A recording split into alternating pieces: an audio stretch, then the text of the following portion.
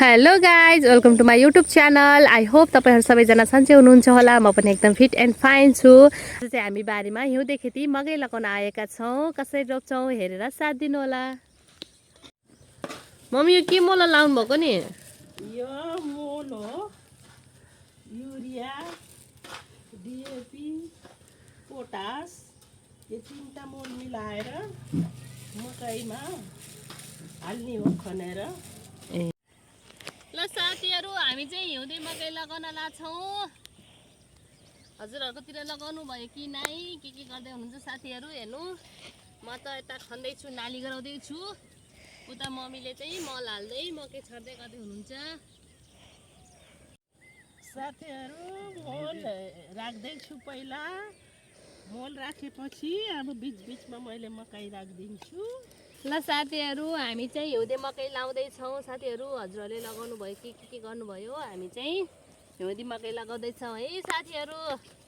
हिउँदे मकै लगाउँदा चाहिँ हामीले यसरी नाली खनेर बिचमा डिएपी, युरिया, पोटास मोलेर हालेर बिचमा मकै राख्छौँ। त्यसपछि फेरि डोरीको सहायताले सिधा डोरी बनाएर त्यसपछि चाहिँ फेरि यसलाई पुर्दै फेरि अर्को नाली तयार गर्छौँ साथीहरू। मकै लगाउँदैछु। हो, पहिले मकै राख्ने। हजुर त्यसपछि मकैको बिचबिचमा मोल राखिदिने। हजुर। अनि छिटो उम्रिन्छ। ए हो, यसरी लाइन लाउनुको कारण, यसरी डोरी लाउनुको कारण के हो मम्मी? लाइन र यो डोरीको कारण मोल हाल्न पछि सजिलो हुन्छ गोडमेल गर्न। ए हो, आज यो बारीभरि मकै लगाउने प्लान हो। अब साँझ पनि पर्न लाग्यो। कस्तो हुन्छ है साथीहरू? के छ साथीहरू हजुरको घरतिर कामकाज? हाम्रो त यस्तै छ, मकै लगाउने किसानी परियो। हेर्नु साथीहरू, ल अब यसमा नाली गराउनु पर्यो। बाहिरबाट गराउनु त।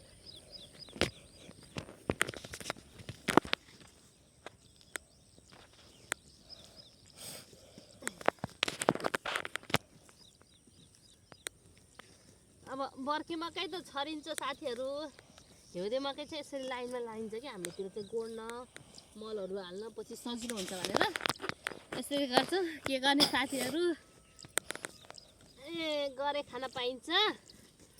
हरियो मकै खान मजा आउँछ।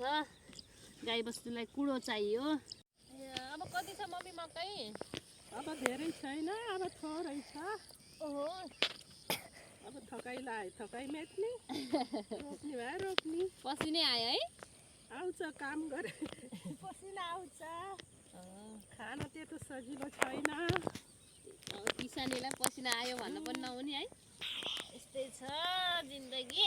काम गरे माम पाइन्छ। त्यो त सही हो। काम गरे माम पाइन्छ। खानलाई दुःख गर्न पर्यो। हिउँदे मकै है? हिउँदे मकै हो। हिउँदे मकैलाई फेरि धेरै मेहनत गर्नुपर्छ कि मम्मी है? हिउँदे मकैलाई त धेरै मेहनत छ नि। बर्खे मकै भन्दा हिउँदेलाई छ। उता गोडमेल छ, उता किराले दुःख दिन्छ, औषधिहरू छर्न पर्छ, विषादीहरू। अनि यो के मम्मी रोपिसकेपछि कति दिनमा उम्रिन्छ? यहाँ पानी लगाएर जोतेछौँ। हजुर। यो छिटो नै उम्रिन्छ, लगभग 10-12 दिनमा उम्रिन्छ। उम्रेपछि फेरि गोडमेल गर्न पर्यो होइन? उम्रेपछि यसलाई अब गोडमेल गर्न पर्यो, माटो ढिल्लो बनाउन पर्यो। माटो खाजिएको हुन्छ। यसको जग्गा मुनि माटो खन्न पर्यो अलिअलि। यसलाई तब जरा फक्रिन्छ। खास मकै कति दिनमा उत्पादन हुन्छ? कहिले हुन्छ यो खानलाई? यो खानलाई ठ्याक्कै आषाढमा हुन्छ। यो हो, अहिले रोपेको? अहिले रोपेको ठ्याक्कै आषाढमा हुन्छ। यो असारमा खाने भएपछि यसलाई भात्ने। यसको डाँठहरू अब यो सबै काम लाग्छ। पशुहरूले खान पाउँछन्। पशुलाई अन्न चाराको रूपमा दिइन्छ। पोषणयुक्त छ यसको। अब मकैहरू दानाहरू पकाएर खान मिल्छ पशुलाई। यो त दुध दुबाजन उठ्छ। थकाइ लाग्यो साथीहरू, के गर्ने होला? जान्छ मानिसको, थकाइ लाग्छ। त्यो त हो, गरी खान फलामको यन्त्र छैन।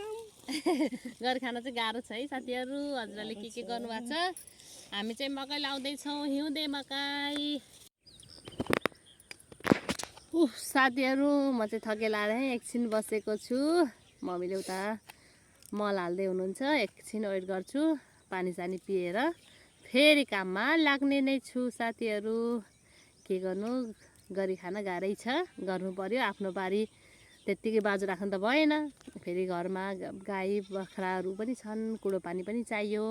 त्यसैले चाहिँ आफैले मेहनत गर्यो भने चाहिँ धेरै राम्रो हुन्छ, आफूलाई सहज हुन्छ भनेर चाहिँ हामीले मकै रोप्दैछौँ साथीहरू। अरू आधी बारीमा त मकै ठुलो ठुलो भइसकेको छ, यहाँ अलिकति खाली थियो, अब यसमा पनि मकै रोप्न लागेका छौँ साथीहरू।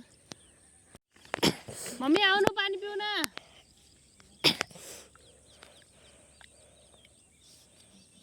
आऊ, काम गरेपछि तिर्खा पनि बहुत आउँछ अब।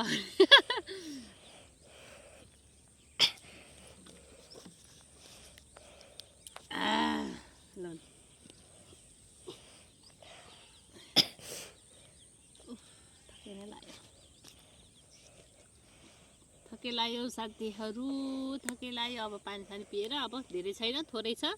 यति लगाइसकेपछि यसलाई पुरेर चाहिँ हामी घर जान्छौँ। अब चाहिँ यसलाई पुरेर अनि बल्ल हामी चाहिँ घर जान्छौँ। यसरी पुरिसकेपछि पनि यसलाई अठाउनु पर्छ अरे कि, हावा गयो भने पछि उम्रिन्न भनेर यसरी माटो हालेर यसलाई खुचेर यो ढुङ्गा ढेल्ला भए चाहिँ यो माटोको ढेल्लाले फेरि उम्रिन दिन्न के, त्यो ढेल्लालाई हटाएर यसरी पुर्दैछौँ साथीहरू। पुरिसकेपछि घर जान्छौँ। आजको काम यही नै हो हाम्रो। ल साथीहरू, मकै पनि लगाइयो, अब चाहिँ हामी घरतिर जान्छौँ। आजको भिडियो कस्तो लाग्यो? आज चाहिँ हामी हिउँदे खेती मकै लगाएका थियौँ। मन परे लाइक, कमेन्ट, सेयर, सब्सक्राइब गर्न नबिर्सिनु होला। आजको लागि यति नै, बाई।